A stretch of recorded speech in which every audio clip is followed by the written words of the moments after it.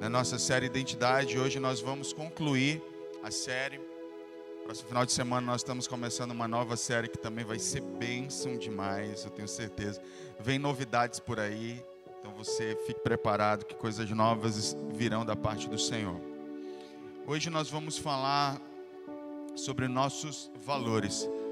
Lembrando que nossa série Identidade, ela tem falado sobre nossa identidade como igreja, coletivamente. E hoje nós vamos falar sobre os nossos valores. Antes de qualquer coisa, deixa sua Bíblia aberta logo em João capítulo 13. Nós vamos ler os versos 34 e 35.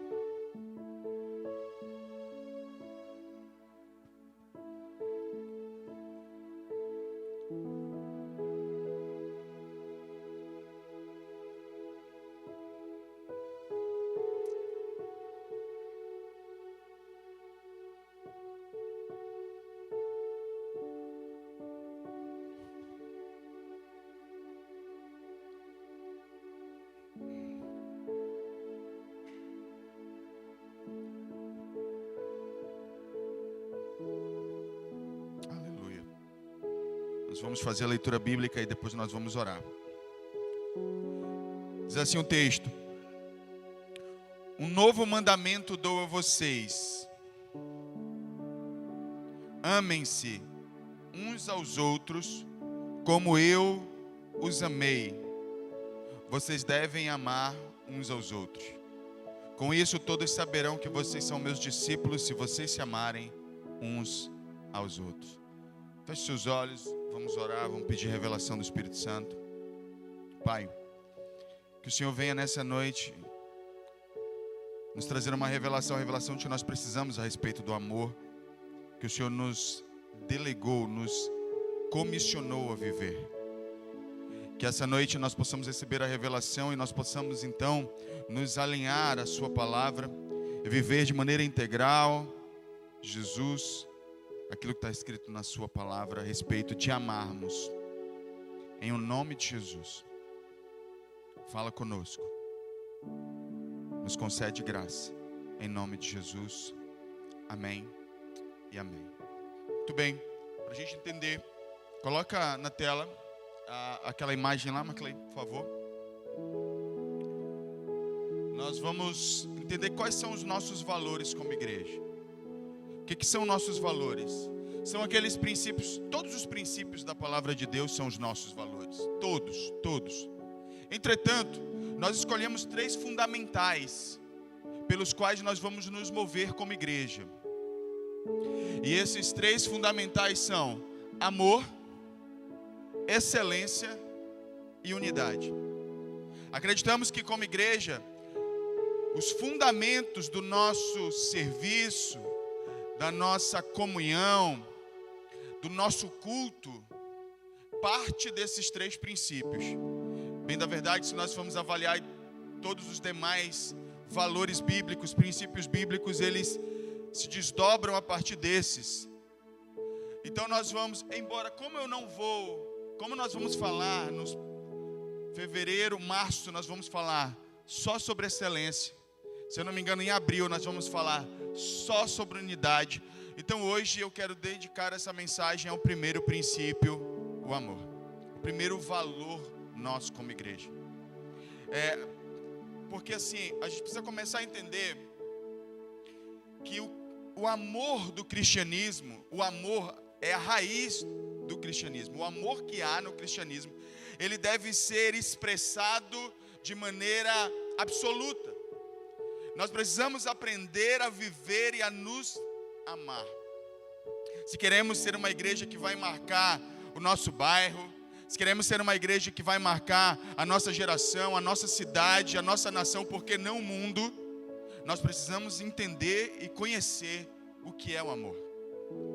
Porque, biblicamente, a gente vai perceber que muitas das coisas que formos fazer, se não houver amor, elas não fazem sentido. E nós vamos ver isso ao decorrer da mensagem. Então o amor, ele é a marca da igreja de Cristo que é cheia do Espírito Santo. É amar. Se eu não amo, A Bíblia me diz, e nós vamos ver todos esses textos, que eu não conheço a Deus. Portanto, nós precisamos entender que amor não é uma opção, amor é um chamado de Deus para as nossas vidas. Amar é estar alinhado com o caráter de Deus. Por isso, eu quero compartilhar algumas verdades a respeito do amor com vocês. Eu vou compartilhar 4 verdades iniciais. Depois eu vou falar sobre o que não é amor, quais os enganos que o mundo ele diz ser amor. E, por fim, nós vamos entender o chamado de Deus para esse novo mandamento que nós acabamos de ler em João capítulo 13. O que a gente precisa primeiramente entender a respeito do amor? E aí coloca 1 Coríntios 13, eu vou tentar ser muito sucinto, aliás, coloca 1 Coríntios 8:1, desculpa. O amor é superior ao conhecimento. Conhecer sem amar, o resultado é soberba. Conhecer amando, o resultado é edificação. Nós somos uma igreja, e eu nos considero assim, uma igreja que busca conhecimento bíblico, temos zelo pela palavra de Deus. Entretanto, a palavra de Deus nos deixa claro que todo e qualquer conhecimento sem amor, ele acaba em soberba. Quanto à comida sacrificada aos ídolos, sabemos que todos temos conhecimento. Todavia, o conhecimento traz orgulho, mas o amor edifica. Antes de nós buscarmos conhecimento, nós temos que então nos alicerçar no fato de que nós precisamos amar as pessoas, porque todas as vezes que nós buscamos conhecimento sem amar as pessoas, certamente um sentimento de superioridade nascerá no seu e no meu coração. Sem amor, o conhecimento ele não edifica. Com amor, o conhecimento ele edifica. O segundo ponto a respeito do amor é que ele é superior aos dons espirituais. Veja bem, dons espirituais são para essa era, mas o amor, ele é eterno. Olha o que Paulo diz no capítulo 12 de Coríntios, no verso 31, de 1 Coríntios. Ele está falando no capítulo 12 sobre todos os dons espirituais. Falar em línguas, interpretação de línguas, curar enfermos. Todos os dons espirituais estão descritos em 1 Coríntios capítulo 12. Entretanto, quando ele vai finalizar o capítulo 12, ele vai dizer: entretanto, busque com dedicação os melhores dons. Passo agora a mostrar a vocês um caminho ainda mais excelente do que o caminho dos dons, o caminho do amor. E aí, o que vem depois disso? 1 Coríntios 13, talvez um dos textos mais conhecidos da Bíblia, o capítulo do amor. Coloca 1 Coríntios 13 agora na tela. E ao começar 1 Coríntios 13, ele vai falar, ele está explicando sobre a gente buscar o dom de línguas. Ele está falando e nos incentivando a buscar o dom da profecia, que é um dos melhores dons, segundo o apóstolo Paulo. Mas ele diz: se eu falar a língua dos homens e dos anjos, mas não tiver amor, serei como sino que ressoa, ou como símbolo que retine. Se perde com o tempo. Nós precisamos aprender a amar, porque o caminho excelente e que sobrepuja os dons espirituais é o caminho do amor. Nós vivemos na igreja onde muitas vezes os dons espirituais eles só servem como um símbolo de espiritualidade. Muitas vezes algumas pessoas, inclusive, receberam dons de Deus e manipulam esses dons para benefício próprio. Isso é uma evidência de quando uma igreja ela recebe dons, mas ela não se move, ou o indivíduo não se move por amor. Ele acaba então supervalorizando dons, esquecendo o caminho excelente, que é amar as pessoas. Nós precisamos aprender a amar, porque amor é um caminho mais excelente, está acima dos dons espirituais. Inclusive, ele também está acima de outras virtudes espirituais, como por exemplo a esperança e a fé. Porque no final do capítulo 13, ele diz que quando tudo passar, restará apenas a fé, a esperança e o amor, no final de todo esse processo. E ele diz que o maior de todos eles é o amor.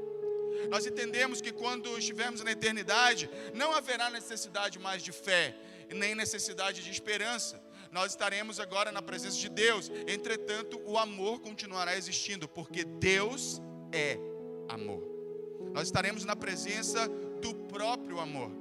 E o amor existirá eternamente. Então nós precisamos entender que amar é mais importante do que ter dons espirituais. Amar é mais importante do que você ter revelações, falar em profecias. Amar é muito mais importante do que falar em línguas. Amar é muito mais importante do que interpretar línguas. É muito mais importante. Então você pode ser uma pessoa cheia dos dons espirituais, mas quando você passa pelas pessoas, você é arrogante, você é soberbo, você não ama as pessoas. E sabe o que me preocupa? Não é comum eu ouvir de alguns cristãos: eu tenho dificuldade de amar as pessoas. Então tem algo muito errado com o evangelho que a gente está vivendo. Se nós amamos os dons espirituais, mas temos dificuldade de amar as pessoas, nós temos um grande problema aí em relação ao evangelho que vivemos. Então precisamos rever isso.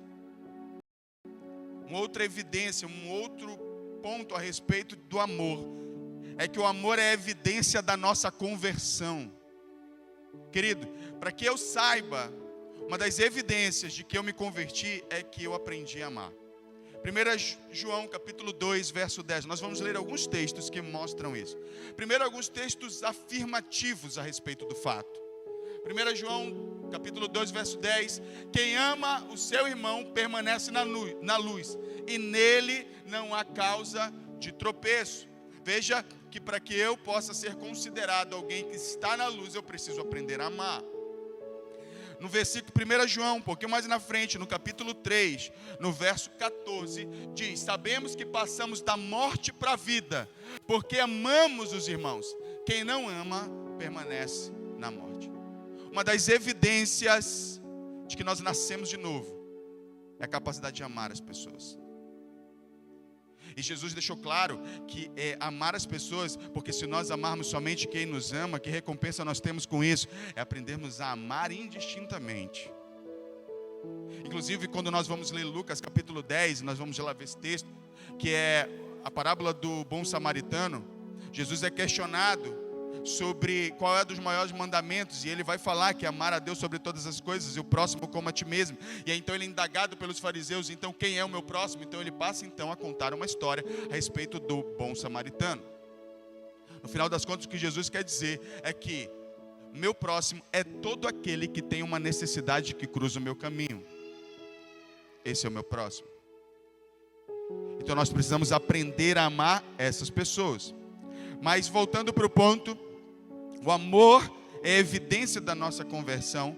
1 João 4,8, um pouquinho mais na frente. Textos na negativa a respeito deste ponto. Quem não ama, não conhece a Deus, porque Deus é amor. Eu não posso dizer que eu sou um cristão enquanto eu não aprender a amar. 1 João capítulo 4, verso 20, diz: os nossos 1 João 4, 1 João, epístola, 1 João 4, 20 e 21. Quem não? Pode ir. Se alguém afirmar eu amo a Deus, mas odiar o seu irmão, é mentiroso. Pois quem não ama o seu irmão a quem vê, não pode amar a Deus a quem não vê. Verso 21. Ele nos deu este mandamento: quem ama a Deus, ame também seu irmão. Esse é o mandamento que nós acabamos de ler inicialmente em João capítulo 13, no versículo 34, 35, quando Jesus disse: novo mandamento vos dou, que vos ameis como eu os amei. Nós vamos já falar desse texto. Nós temos aqui então alguns pontos importantes a respeito do amor. O amor é superior ao conhecimento, o amor é superior aos dons espirituais, o amor é superior a outras virtudes, o amor é mais importante, é evidência da nossa conversão. Agora, o que não é amor? Amor não é sentimento. Embora fique mais fácil praticar o amor quando eu tenho sentimentos, Mas amor não é sentimento, ele não é. O que a gente confunde é que quando eu sinto, fica mais fácil praticar. Quando eu tenho afeto, algum sentimento de carinho, algum sentimento de qualquer afeto pela pessoa, fica mais fácil eu praticar amor. Mas amor, ele é ação. Amor é agir. 1 Coríntios 13, coloca na tela, nós vamos ver que boa parte daquilo que a palavra de Deus descreve como amor são ações. A partir do verso 4. Aí. O amor é paciente. Paciência não é um sentimento. Paciência é uma atitude que você tem em relação ao outro, que muitas vezes, por ser desinteressante, por fazer coisas que não te agradam, por tirar você da sua zona de conforto, por incomodar você por alguma coisa, você a perde. Você deixa de exercer paciência com aqueles que de alguma maneira te tiram da sua zona de conforto. Entretanto, ele está dizendo aqui que amar é ser paciente. É uma ação.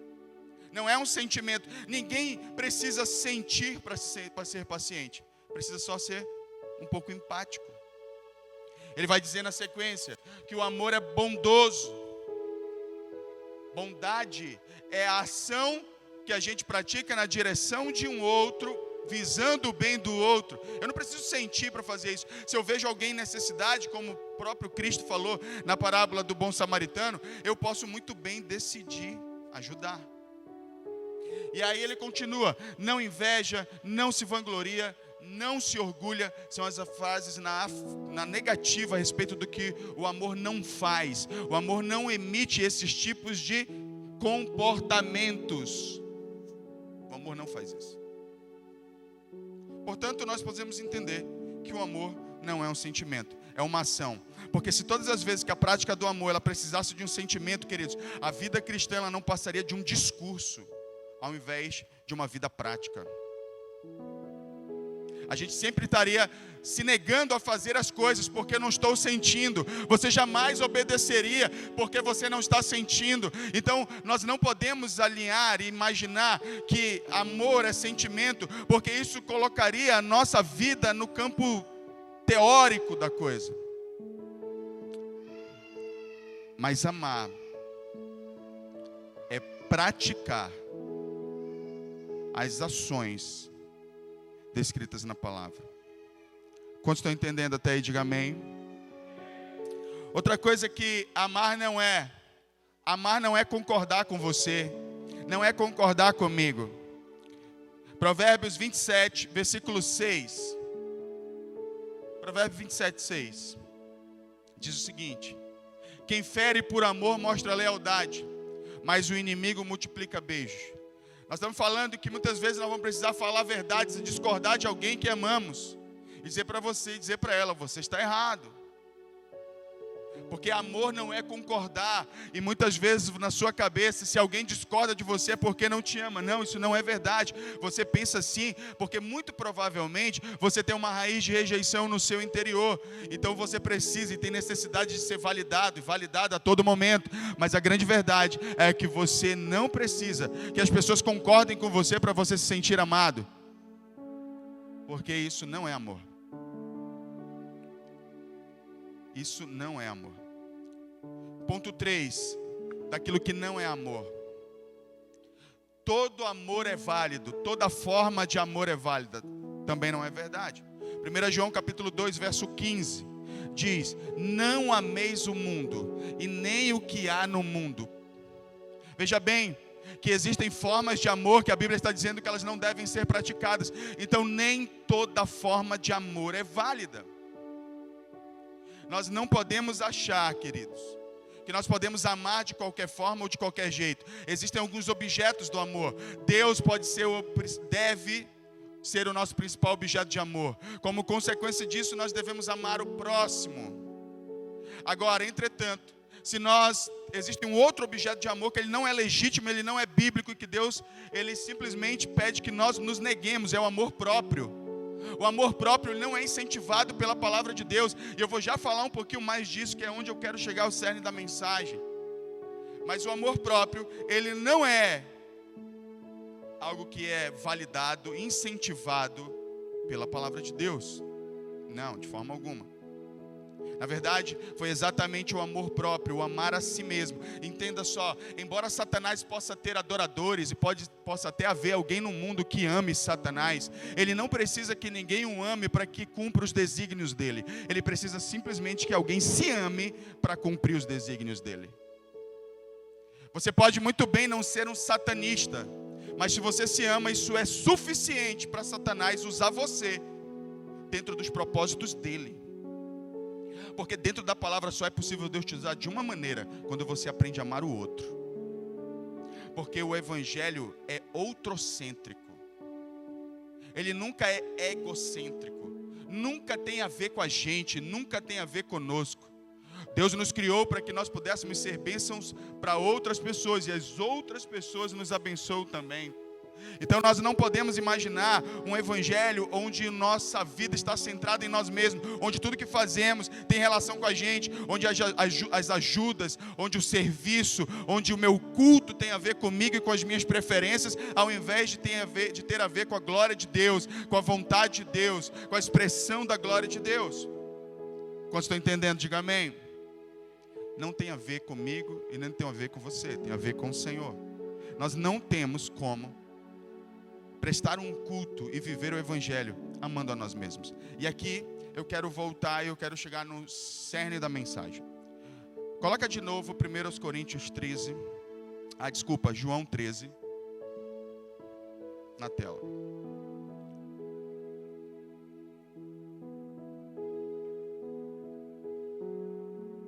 Veja bem, um novo mandamento dou a vocês: amem uns aos outros como eu os amei. Vocês devem amar uns aos outros. A minha pergunta para você é: esse mandamento é novo? Não havia antes um mandamento para amar o próximo? Inclusive, todas as vezes no Novo Testamento que aquele texto é citado, ele está sendo citado em relação à lei. Amar a Deus sobre todas as coisas e o teu próximo como a ti mesmo.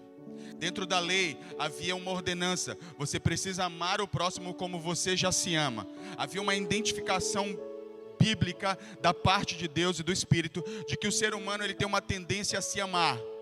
Então ele precisaria aprender a amar o outro. E a ideia foi: bom, como o ser humano já se ama, então nós vamos dar como referência o amor que ele sente por si mesmo, para que ele possa liberar sobre outras pessoas um amor semelhante.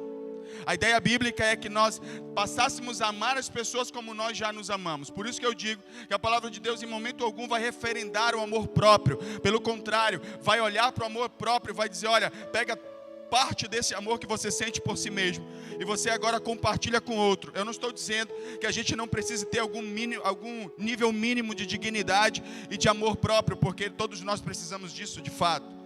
Mas eu me refiro àquele amor próprio, onde ele governa a nossa vida, onde ele é determinante para as nossas escolhas e para as nossas ações. O Senhor em nenhum momento valida isso. Lucas 10, Mateus 22, vai falar do texto que nós devemos amar a Deus sobre todas as coisas e o próximo como a nós mesmos. A referência é, você mesmo, é a sua relação com o outro, como você gostaria de ser tratado, como você gostaria de ser amado e como você projeta o amor, o seu amor a respeito de você mesmo. Esse era o padrão. Só que agora Jesus vem e dá um novo mandamento. Qual é o novo mandamento? É com relação à forma. O que é novo no mandamento de Jesus aqui? É que agora a gente não deve amar o outro como a nós mesmos. Nós devemos amar o outro como Cristo nos amou. Ele subiu de nível a coisa. Agora já não é mais ame o próximo como a você mesmo. Ame o próximo como Cristo amou. Aí isso nos leva a uma pergunta muito importante: como Cristo nos amou? A Bíblia diz aqui nesse mesmo texto, no versículo 1, coloca aí, 13:1.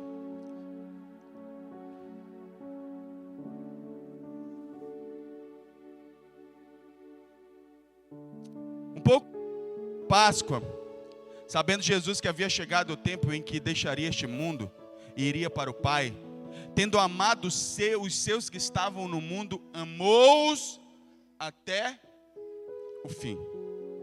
Sabe como é que Jesus nos amou? Até o fim. Jesus não nos amou até a primeira discordância. Ele não nos amou até o primeiro pecado, até a primeira falha. Porque o nosso amor, quando ele é baseado nisso, amar os outros, amar as pessoas como a nós mesmos, muitas vezes está condicionado a amar as pessoas até que elas façam alguma coisa que nos desagrade. Até que elas discordem da gente. Até que nos repreenda. Eu sempre falo isso a meu respeito como pastor. Eu sempre sou um pastor muito legal para todo mundo, até o dia que eu discordar de alguém. Até o dia que eu disser, você está errado. Aí eu já não sou mais o pastor legal, porque o amor das pessoas é condicional. E veja bem, o que Cristo está nos chamando a viver? Um amor incondicional. Já não é mais o amor pelo próximo como a você mesmo. É um amor pelo próximo como Cristo amou. Agora Ele é a referência. E quando Ele ama até o fim. Aí eu vou te fazer uma pergunta aqui. Quantos aqui tiveram relacionamentos que você rompeu e você disse que esse relacionamento era para sempre, seremos amigos, irmãos para sempre, e você, por causa de uma briga, por causa de um desentendimento, você quebrou essa relação? Esse amor aí era baseado em Cristo? Não, vamos aprofundar a coisa. E os divórcios que acontecem na igreja, uma vez que as juras de amor são feitas diante do Senhor em um altar, dizendo até que a morte os separe. Mas quando a primeira briga vem, ou como muitas vezes esse homem e essa mulher que juraram fidelidade em amor, rompem com este pacto feito diante do Senhor, porque não aprenderam a amar como Cristo. Que não aprenderam a amar como Cristo. Como as nossas relações, elas são condicionadas com as pessoas por aquilo que nos é conveniente. Presta atenção, Jesus quando amou até o fim. Quando Pedro foi usado por Satanás para dizer para ele, não Senhor, não, isso não vai acontecer contigo a respeito da morte dele. E o Senhor o repreendeu duramente, mas ele continuou o amando. Quando ele negou Jesus 3 vezes, quando os apóstolos o abandonaram, quando todos voltaram a pescar, ele continuou os amando, porque o amor de Deus é até o fim. Assim como eu digo para você hoje, não importa o que você fez, Ele continua te amando, porque o amor dele é até o fim. E a gente precisa aprender a amar como Cristo. Eu volto a dizer, o novo mandamento é que agora já não é mais um mandamento, um amor fundamentado nas nossas, no amor humano.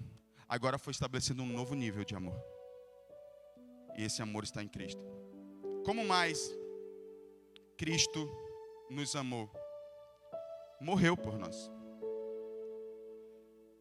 Coloca 1 João capítulo 3. Não coloca ainda não. Coloca ainda não. Quem conhece João, Evangelho de João, capítulo 3, versículo 16, de cor. Levanta a mão. Decorado. Levanta a mão sem vergonha, rapaz. Rapaz, só isso? João 3,16 é o texto mais conhecido da Bíblia. O que diz lá? Porque Deus, de tal maneira,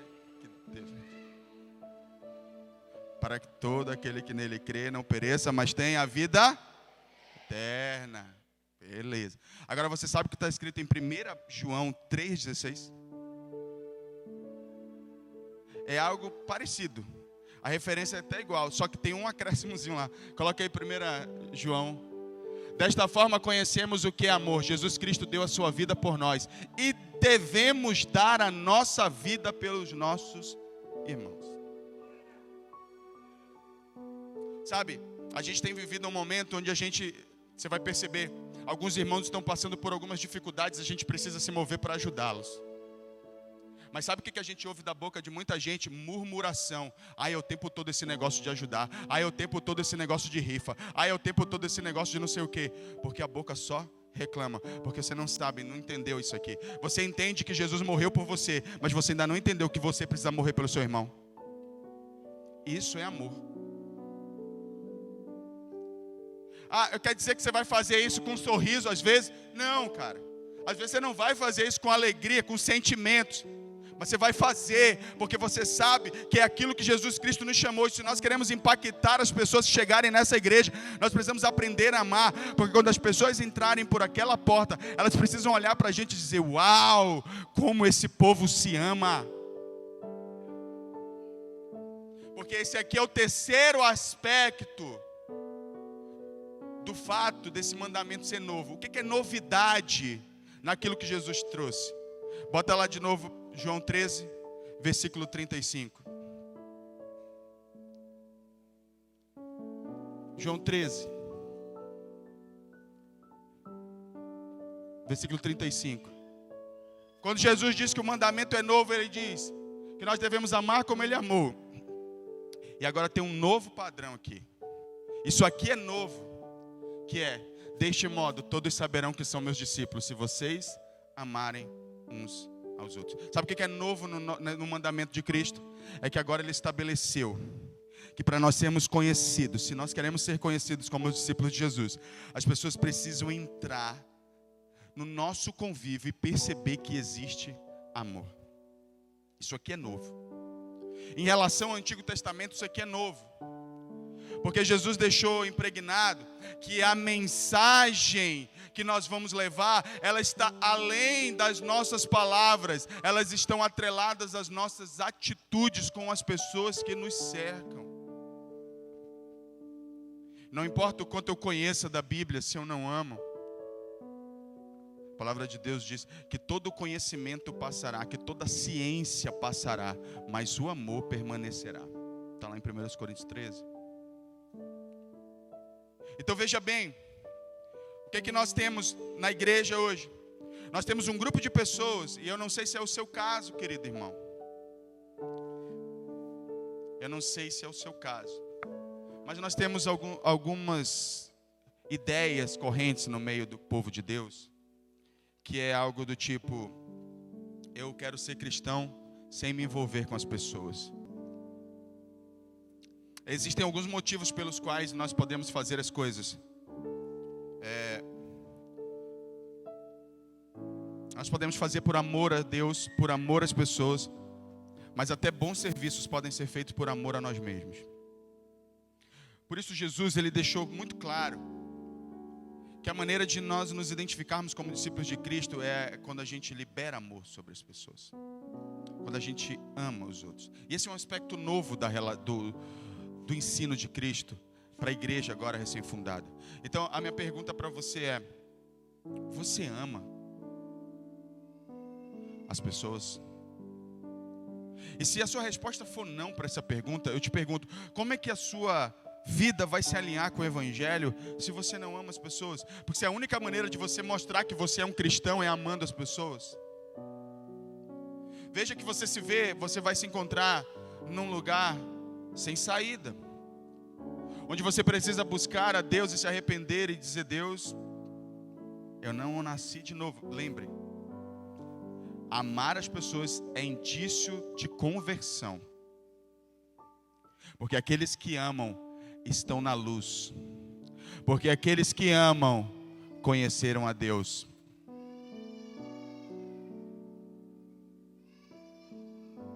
Nós não podemos ser um grupo de pessoas que se junta aos finais de semana para cantar as canções, para receber dos dons espirituais, para profetizar, falar em línguas, interpretar as línguas, ter sonhos, visões, interpretações, mas no final nós não amamos.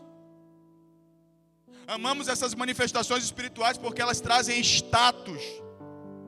Amamos os dons porque elas nos colocam numa posição, muitas vezes, de destaque, ou como muitas vezes consideramos de relevância, mas não amamos por amar, pura e simplesmente por amar, porque Deus nos chamou a isso. Agora, vamos ler Lucas capítulo 10 para a gente finalizar isso aqui.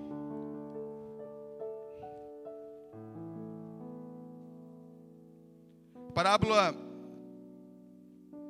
a história do bom samaritano.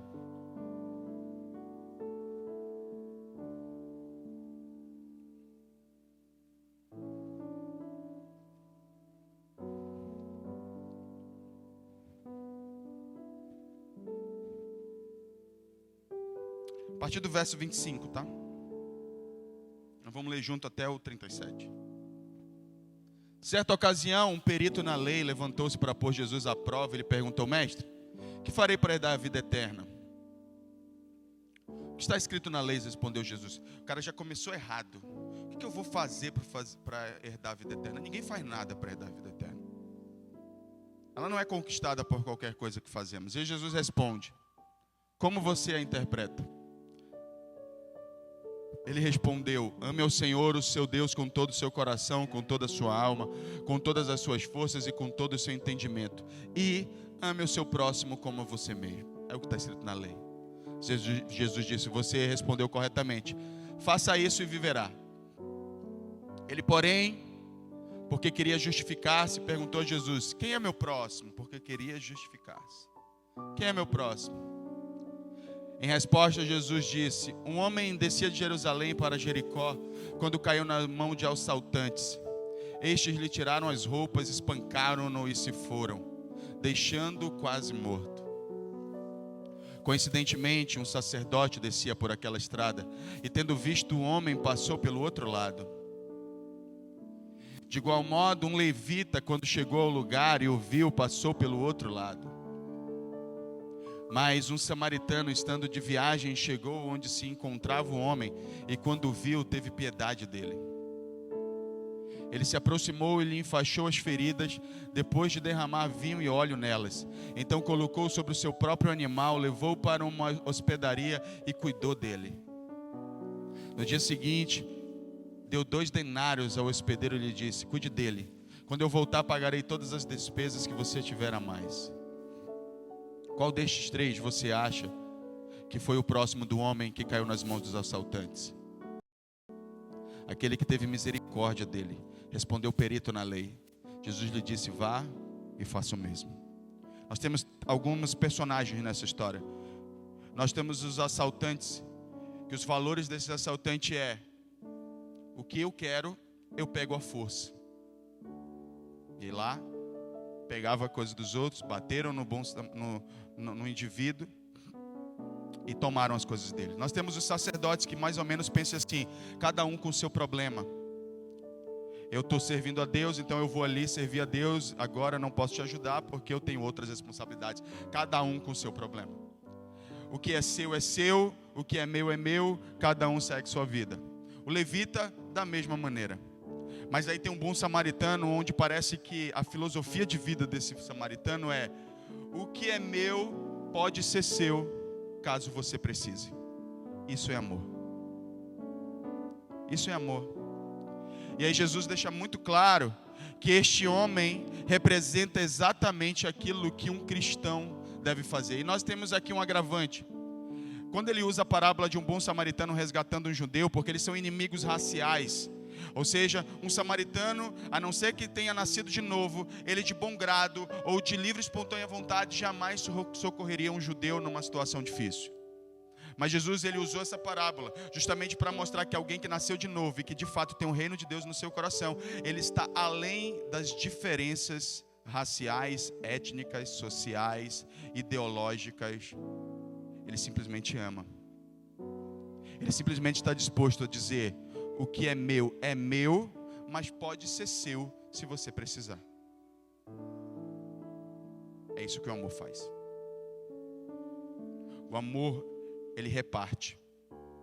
O amor, ele cuida. O amor, ele é sensível.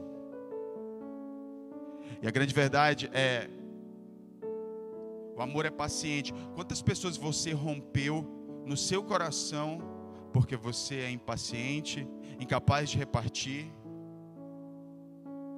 E eu não estou falando de caridade por caridade, porque um dos grandes pontos da caridade, na verdade, uma das grandes questões do Evangelho é que determinadas boas ações podem ser feitas pelos motivos errados. Alguém pode receber os dons de Deus, ser cheio do Espírito Santo, ser um profeta, uma profetisa, pegar os microfones, falar da parte de Deus, mas no final das contas, o motivo pelo qual está fazendo é errado. Aí você pode pensar: mas Deus não poderia intervir, Senhor, pastor, nesse caso? Às vezes ele vai intervir, às vezes não, porque às vezes ele vai usar alguém que está completamente mal intencionado para abençoar uma igreja sedenta, mas a pessoa que vai mandar pessoas para o céu vai para o inferno. Tem muita gente que vai mandar a gente para o céu, mas vai para o inferno. Então, a questão é, nós estamos fazendo as coisas certas pelos motivos certos? A gente precisa aprender a amar. Você sabe amar? Eu me fiz essa pergunta. Eu sei amar? Talvez todos nós estejamos em níveis diferentes nesse processo. Mas é importante que a gente reconheça que nós jamais seremos a igreja de Cristo enquanto não aprendermos o que é amor, o que é amar. Amar é fazer o que precisa ser feito, fazer o bem que precisa ser feito, simplesmente para o benefício do outro, sem que isso retorne para você de qualquer forma. Não pelos seus próprios esforços, não por manipulação sua, mas simplesmente pelo agir de Deus. Eu quero convidar você a ficar de pé, eu quero chamar o pessoal do louvor.